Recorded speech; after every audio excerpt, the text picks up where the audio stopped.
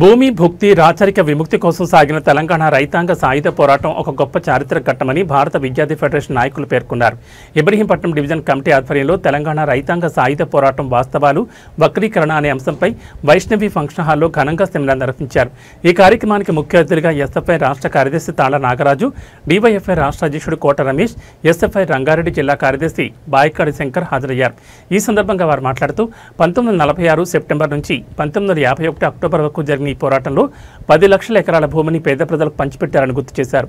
ఈ పోరాటం ఫలితంగా 3000 గ్రామాల్లో విముక్తి ప్రాంతాలు ఏర్పడ్డాయని, అక్కడ గ్రామ రాజ్యాలు నడిచాయని నాయకులు తెలిపారు.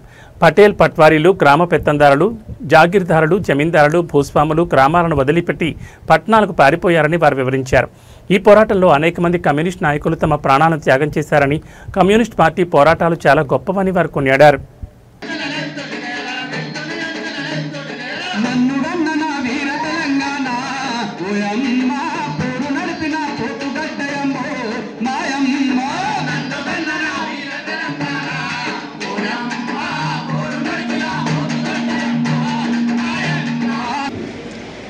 సామాన్యుల్నే సాయుధులుగా మార్చేటువంటి గొప్ప పోరాట చరిత్ర, గొప్ప విప్లవాల చరిత్ర వీర తెలంగాణ సాయుధ రైతాంగ పోరాటం.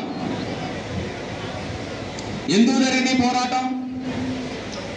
మన తాతలు అడగండి చెప్తారు, మీ ముత్తాతలు అడగండి చెప్తారు, మీ అమ్మ నాయనలు అడగండి చెప్తారు. వీర తెలంగాణ సాయుధ రైతాంగ పోరాటం ఎప్పుడు జరిగింది, ఎవరెవరికి జరిగింది అని చెప్పి. నాగరాజు, ఎస్ఎఫ్ఐ తెలంగాణ రాష్ట్ర కార్యదర్శి.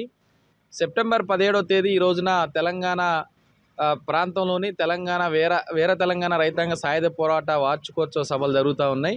ఈ సభల్లో విద్యార్థులు, ఎస్ఎఫ్ఐ నాయకులు కూడా, కార్యకర్తలు కూడా పాల్గొంటూ ఉన్నారు. ప్రధానంగా తెలంగాణ ప్రాంతంలో కేంద్రంలో 2014లోకి అధికారంలోకి వచ్చిన బీజేపీ తెలంగాణ ప్రాంతంలో ఇది పోరాటాన్ని, ఇది వెట్టి చాకిరికి వ్యతిరేకంగా, భూమి కోసం, భుక్తి కోసం, దున్నేవారికి భూమి కావాలని పన్నులకు వ్యతిరేకంగా జరిగిన ఈ పోరాటాన్ని విద్రోహ దినం, విమోచన దినం పేరుతోని ఈరోజు ఒక ముస్లిం రాజు మీద హిందూ ప్రజలు తిరుగుబాటు చేసి సాధించుకున్న విజయంగా చరిత్రను వక్రీకరించే ప్రయత్నం చేస్తూ ఉన్నారు. దాన్ని మేము ఖండిస్తూ ఉన్నాం. ఈ ప్రాంతంలో ప్రధానంగా పాఠశాలల్లోని ఉర్దూ మీడియం పోవాలని, చదువుకోవాలని, అన్ని వర్గాలు, సబ్బండ కులాల ప్రజలందరూ దోపిడీ లేకుండా భూమిలో భాగం కావాలని, అనేక దోపిడీకి వ్యతిరేకంగా పోరాటం చేసి సాధించుకున్న హక్కులను కూడా ఈరోజు కేంద్రంలో ఉన్నటువంటి బీజేపీ దీన్ని మసిపూసి మారేడికాయ చేసినట్టుగా దీన్ని వక్రీకరణ చేస్తున్న పరిస్థితి కనిపిస్తూ ఉంది. అదే పేరుతో ఈరోజు సభలు పెడుతున్నారు. విద్యార్థులకు కూడా ఈ జనరేషన్ విద్యార్థులకు కూడా తప్పుడు చరిత్రను తీసుకుపోయే ప్రయత్నం చేస్తున్నారు. దీన్ని వ్యతిరేకిస్తూ విద్యార్థుల్లో చైతన్యం కలిగించే దానికోసం ఈ ప్రాంతంలో జరిగినటువంటి 4000 మంది అమరవీరుల త్యాగాల చరిత్రని, అలాగే 10 లక్షల భూమి పంచినటువంటి చరిత్రని, 3000 గ్రామ రక్షణ దళాలని, గ్రామ రాజ్యాలను ఏర్పాటు చేసుకున్న చరిత్రని ఈ తరం విద్యార్థి లోకానికి తీసుకెళ్లే దానికోసం కూడా ఎస్ఎఫ్ఐ ప్రయత్నం చేస్తూ ఈరోజు సెమినార్ని ఇబ్రహీంపట్నం, రంగారెడ్డి జిల్లా ఇబ్రహీంపట్నం నిర్వహించడం జరిగింది. కోట రమేష్, డివైఎఫ్ఐ తెలంగాణ రాష్ట్ర అధ్యక్షులు. సెప్టెంబర్ 17 తెలంగాణ రాష్ట్ర వ్యాప్తంగా తెలంగాణ వీర తెలంగాణ సాయుధ రైతాంగ పోరాట విలీన వారోత్సవాలు జరుగుతూ ఉన్న సందర్భం ఇది. ఆ నేపథ్యంలో ఇబ్రహీంపట్నంలో వందలాది మంది విద్యార్థులతోటి ఈరోజు వీర తెలంగాణ సాయుధ రైతాంగ పోరాటం వాస్తవాలు వక్రీకరణ అంశంపైన సెమినార్ నిర్వహించుకోవడం జరిగింది.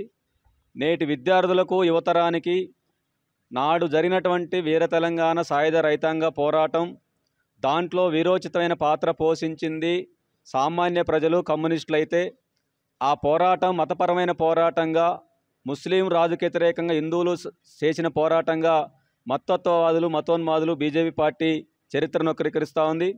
ఇవాళ ఆనాడు తెలంగాణ సాయుధ రైతాంగ పోరాటంలో వెట్టికి వ్యతిరేకంగా, భూస్వామ్య పీడనకు వ్యతిరేకంగా, విపరీతమైన శిస్తులకు వ్యతిరేకంగా సామాన్య ప్రజల్ని పోరాటంలో దింపినటువంటిది అది కమ్యూనిస్టులు చేసినటువంటి పోరాటం, అది ప్రజలు చేసినటువంటి పోరాటం.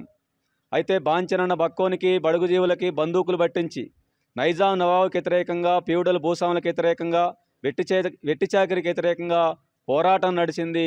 ఆ పోరాటంలో 10 లక్షల ఎకరాల భూమి పేదలకు పంచబడింది. 4000 మంది అమరులైనటువంటి ఫలితంగా 3000 గ్రామాల్లో స్వయాన గ్రామరాజ్యాలు ఏర్పాటైనాయి. 10,000 మంది పైగా ప్రజలు, కమ్యూనిస్టులు వేల ఏండ్ల పాటు జైళ్ళల్లో నిర్బంధించబడ్డటువంటి చరిత్ర తెలంగాణ సాయుధ పోరాటంది. అయితే వచ్చిన తర్వాతనే తెలంగాణ సాయుధ పోరాటం విరమణ జరిగిందనేటువంటి తప్పుడు వక్రీకరణ చేస్తూ ఉన్నారు. కానీ అదే నైజాం నవాబు సర్దార్ వల్లభ్ పటేల్ వచ్చిన తర్వాత ఆయనకు రాజ్ ప్రముఖ బిరుదులు ఇచ్చి గౌరవించి అత్యంత గౌరవ మర్యాదగా ఆయన పాకిస్తాన్ పంపిన చరిత్ర ఆనాడు సర్దార్ వల్లభాయ్ పటేల్కు ఉన్నది.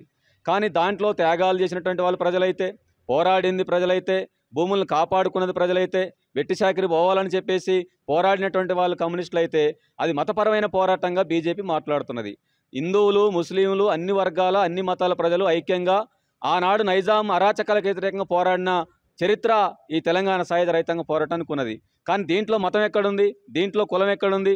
అయితే ఆనాడు నైజాంకి వ్యతిరేకంగా పోరాడిన దాంట్లో ముస్లింలు కూడా ఉన్నారు. అనేక త్యాగాలు చేసినటువంటి వాళ్ళు ముస్లింలే, జైలుకి వెళ్ళింది ముస్లింలే, చంపబడ్డది ముస్లింలే.